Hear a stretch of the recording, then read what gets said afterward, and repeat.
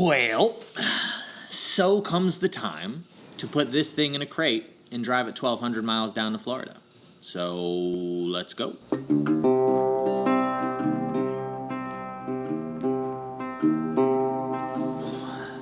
Now, obviously, I can't just stick that thing in the back of the truck and be on my way. So the first thing that I need to do is build a crate.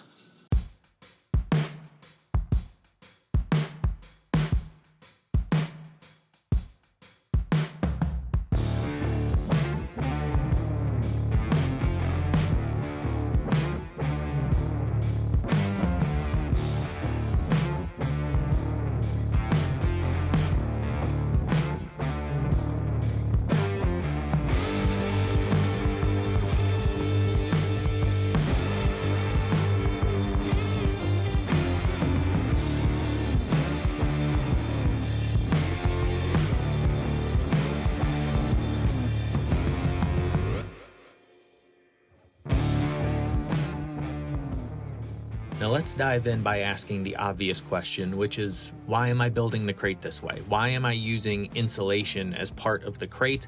Is that necessary? And no, of course it's not. But the insulation's kind of doing two things for me. Number one, it's just adding extra padding. I will, of course, wrap this up in blankets, but that extra little bit of cushion, just in case it gets jostled around in transit, is a way to make my mind rest a little bit easier. But the second and more important reason is I don't know how many days I'm going to take to get down there. And I'm driving through multiple climate zones. It could rain. It could get very cold at night. I don't know what kind of elements this cabinet's going to be subjected to. So I'm basically trying to create kind of an insulated micro environment in there to keep it as stable as possible and less any risk of damage or movement or warpage to happen to this cabinet while I'm driving down. Which brings up the second question, why am I driving this thing down? Why not just crate it up and ship it? And that's a totally fair question. The only real reason I have is because I want to. I enjoy those interactions with the clients that I don't get to have all that often, and frankly, I just enjoy driving. It's kind of the only time that I have to not think about the 30,000 other things that are pulling at my attention constantly, and I can just focus on the driving. And it's kind of meditative, and I can reflect on whatever I want to reflect on at that moment. Sometimes it's just being grateful for the fact that I get to build shit for a living. Are you gonna film us lifting this thing? So here's the plan. The crate's done. Looks good. Looks insulated. We can talk about the plan to actually get it down there once I get the thing put back together. But we have to get the cabinet from there to there. It's not light, and Larissa, not a big beefy boy. I'm strong in other ways. That was not a critique. That was just a sheer. So we learned this when we were bringing the jointer in to our building. When you weigh not a lot of pounds, and you have maybe, I don't know how much that jointer weighs, 1,200 pounds, coming down a steep incline, it doesn't matter, push, pull, in front, behind, doesn't matter what the situation is. You're just not gonna stop the thing from moving. I will say, in my defense, we got all the machines We did. in here. We got every machine in here, and you have helped me move this cabinet many a time. I have. It's just the last time, and it's all done. All the parts are on So it does feel like the stakes are a little bit higher this time. not to put more pressure on you. Is there anything holding the doors closed? No. No. No. Just tip it back.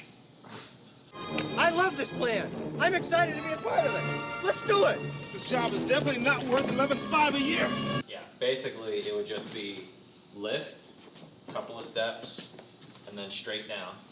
That's far. We did that. That actually could work. I'll do that and I'll hang it out my end a bit. Do one of those. Yeah. 1, 2, 3. Okay, let's just go for it. Yeah? Yeah. Okay. Glorious. Step 1 done. Not too Woo! bad. It wasn't as bad as I thought. Go to the gym, friends. That part. If you want to be a furniture maker, get yoked. All right, ready? Oh my god, I'm so nervous about 1, this. 2, 3. All right, square up. Beautiful. Oh my god. Look at that. Holy Like a guacamole. god power lifter, this woman. I heard my knees. I heard hope that too. I I hope heard that it from over here, dog. I did bend at the knees though. You did. I you just did. cracked something on the way. It's Yeah. alright. Everything's bending. Welcome it's fine. to being middle-aged.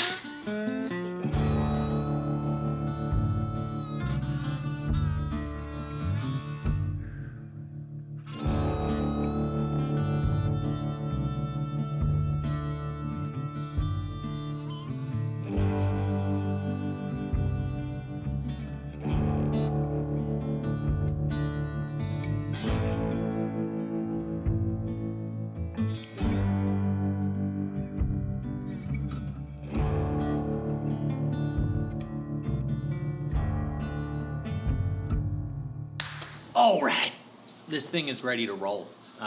It is wrapped. I've got a toolkit. I've got some other things. I picked up the trailer this morning. And now what I'm going to do is put it up on these wheels. And it just so happens, and I totally planned it this way, that the base underneath cradles that platform perfectly. So that's what we're going to do. I'm going to get it up on here and then have an adventure trying to get it up the ramp in the basement and into the trailer. And then I can hit the road to warmer weather. You know, I've been meaning to make a standing desk for a little while now because, hey, I run a small business and therefore spend a lot of time at the computer. And on days where I find myself sitting at the computer all day, I get really restless, which is why I'm so glad that I got the new E7 standing desk from Flexispot, the sponsor of this week's video. Now, it is 100% true that I've wanted a standing desk for a long time. One that I can adjust back and forth quickly and easily between standing and sitting positions. Because some mornings I like to sit at my desk comfortably and sip on a cup of coffee while responding to emails, but when I get in the groove of editing or working on a new design, I often find myself pacing around the room while I think.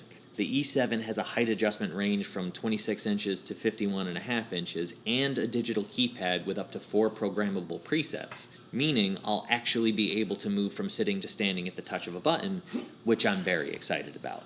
Now let's be honest with each other for a moment. I know and you know that I couldn't just do an ad read for a standing desk with a pressboard or MDF top because I would get lambasted by the woodworking community. Not you guys, of course, but let's be real. This is the internet, so here we are. But here's the beautiful thing. Flexispot sells a frame-only kit so you can fabricate your own desktop. Now, I've had this big slab of walnut for a number of years, and it'll make a really lovely top, but you might be asking yourself, Eric, that's a heavy slab. How is a standing desk going to handle that weight? And that is an excellent question. The E7 has a static load capacity of 540 pounds, which is multitudes more than this slab weighs. It's also exceptionally stable thanks to its 4-leg frame-style construction, so that big slab isn't an issue at all. So, if you want to get yourself a customizable standing desk with a super stable frame, you can check out the E7 Plus by clicking the link in the description. And be sure to use my promo code YTE7P50 to save an extra $50 off your purchase of any standing desk or washable rug like this one. And thanks to Flexispot for sponsoring this week's video. Now, we've all heard the saying, it takes a village to raise a child, and that's obviously true if you've ever been a child, but I think it's probably true of furniture makers as well. Not even including the sawyers and distributors and the folks who actually make our jobs possible, but just the friends who are willing to have a design consultation with us or answer technique questions or just simply move heavy objects onto a pallet so that I can build a crate around it and then help me load it up into a trailer. And then other friends who were willing on the other side to unload it and help me do the install. Having friends who are willing to take part in this thing that we're doing together, it makes life so much more enjoyable. God damn, that was a lot easier than I thought it might be.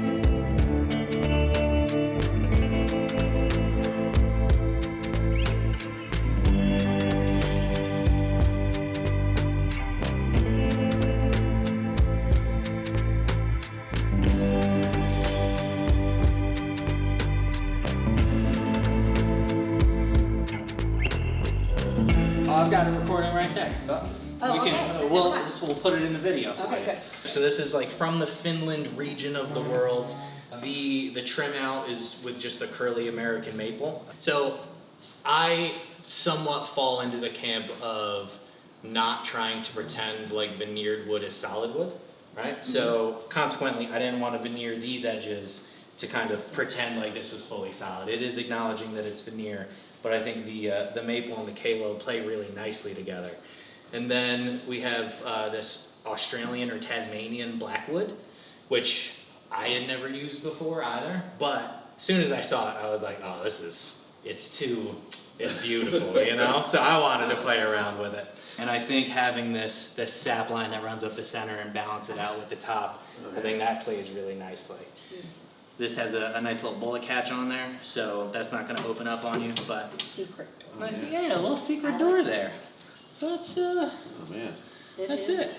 Wow. It's a big old box, and then the base is the same blackwood as well. That was a fun bit of consternation on the internet. So this was the view that I was actually concerned with about the base, is like, how does that, Oh, there you go. knowing that it was going to be seen from this way, how does that play with the doors specifically? And I think those two curves It's make a lot of sense I together. noticed just enough that it's a curve down there. It's not Yeah. Yeah. Exactly. Yeah. I wanted to tie the curve in from the door somewhere else in the cabinet. Yes. It made a lot of sense to do that down there. And I like how you connected the veneer from the one side to the other. Yeah. Wrapped it around there. Wow. Hello? Well, I think it's probably safe to say they like it. I don't know. Either that or they just love giving hugs. Well, now I'm going to talk about this when I go camping and I have time to sit down and actually, process and articulate this, experience the install and everything else. But I have to say that was maybe the smoothest install I've ever done, and it was a wonderful delivery. It could not have gone better. It went exactly according to plan, and a big part of that was PJ. I can't articulate enough the value of having somebody working with you who knows how to handle and move heavy objects, knows how to work in a client's home, knows how to navigate the physical space, like taking apart the crate and not banging it against the walls or the goods in there and not damaging anything, but also the social space, like the small talk that happens, the excitement in the room, not like adding to that. PJ was 11 out of 10 and super, super grateful that he was able to come down and help me out. So like I said, I'll articulate on that more in a little bit, but in case, the excitement of the moment doesn't hit the same way, elated with how well that went.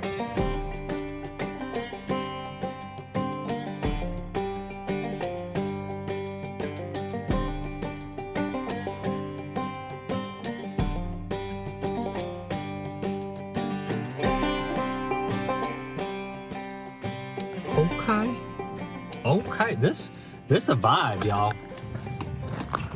I don't know, you can hear him, but we've got a woodpecker up in the trees.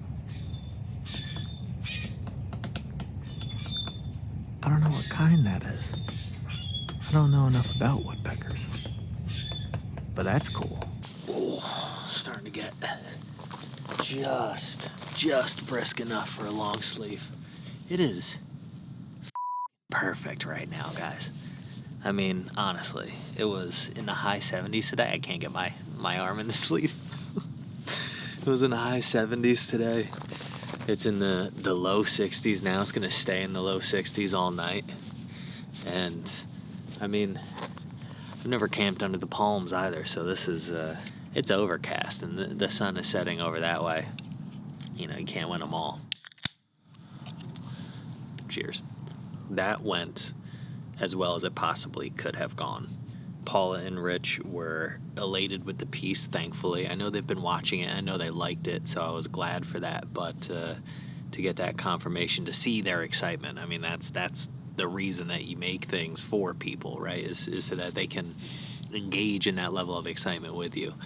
The joy of delivery, the nerve. I mean, listen, let's complete disclosure. I was very nervous to open up that crate and see if any damage had actually taken place, because at that point, you're in the client's home. There's no, you just have to repair on site. So there was definitely a part of me that was like, you know, but the overwhelming majority of it was just joy and exuberance. And, you know, now that it's all done and another piece that took me 3 to 4 months to make is in the books, now I can sit back and, oh guys, the clouds are clearing up. Look, we got the moon coming out over here. We might get some stars after all tonight. Could be a night to actually look at the sky, which is a delightful treat. I wasn't expecting that. That's what I'm going to do. I'm going to drink a beer, I'm going to eat some dinner, and I'm going to climb into that tent nice and early and just vibe it. I'm going to enjoy 60-something degrees in February for a hot second. And I will catch you guys in the next video. I hope this was interesting. I have no idea if this was interesting yet because I haven't edited it yet. But I hope it was useful. I hope it was entertaining. And I hope it brought you some joy. And I'm going to get out of here before it gets too dark. So until the next one, friends. What he said.